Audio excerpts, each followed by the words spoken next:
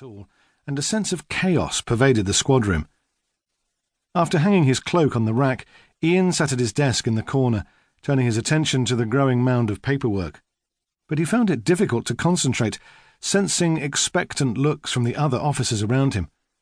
Conversation had ceased when he entered, and there were low murmurs he couldn't make out, the words lost in the room's lofty ceilings. It was clear something had to be done.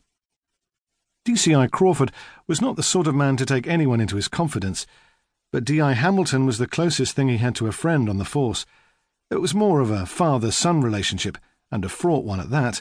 Ian knew if anyone could break through the chief's intimidating personality, he could. He didn't relish the idea of confronting Crawford.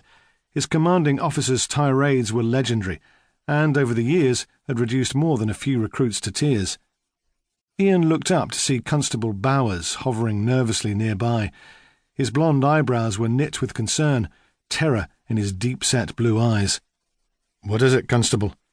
"Well, sir, he wouldn't talk to anybody. Just sits there in a black mood, staring out the window, you see." Like Ian, Bowers came from Inverness-shire, but DCI Crawford had the ability to intimidate even the Highlanders on the force. "And you're waiting for me to do something about it, I suppose," said Ian. Constable Bowers fiddled with his truncheon and bit his lip.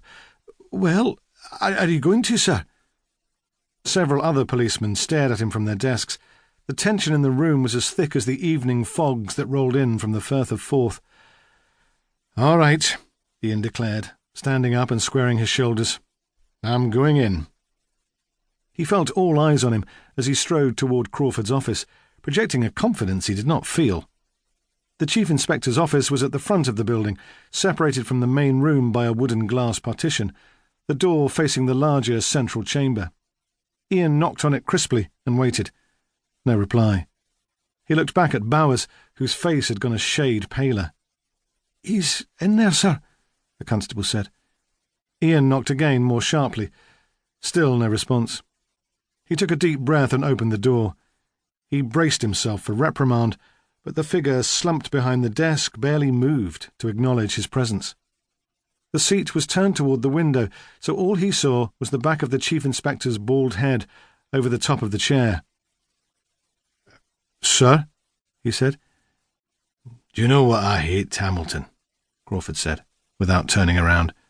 "What's that, sir?" "I hate this whole blasted existence.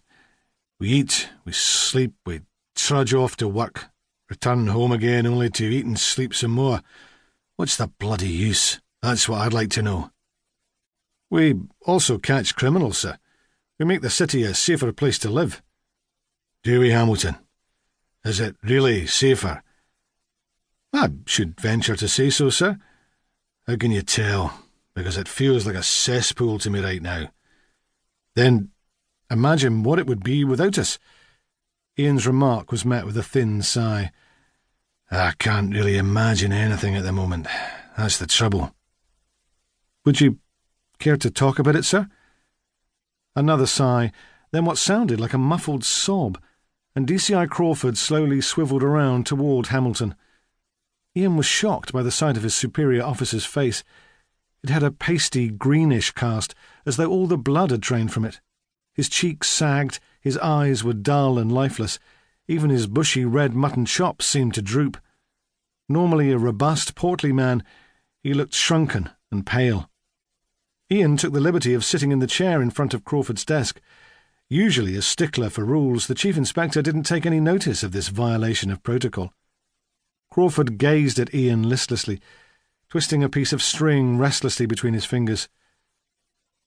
"Sir," Ian began, "the men have noticed something is wrong, and—" Crawford interrupted him with a laugh, a short, bitter burst of air. "Ha! Well, they have. Bully for them. Perhaps we should promote them all to the rank of detective, eh?" He gave another laugh, but it caught in his throat, becoming a deep, shuddering sob. His body shook as he let his head fall forward to rest on his folded arms. Ian watched Crawford give in to his grief, his large, ungainly body racked with weeping. Ian felt for the man, but he knew the policeman on the other side of the glass partition could hear them, and when DCI Crawford returned to his senses, he would be horrified at the public nature of his breakdown. But for now...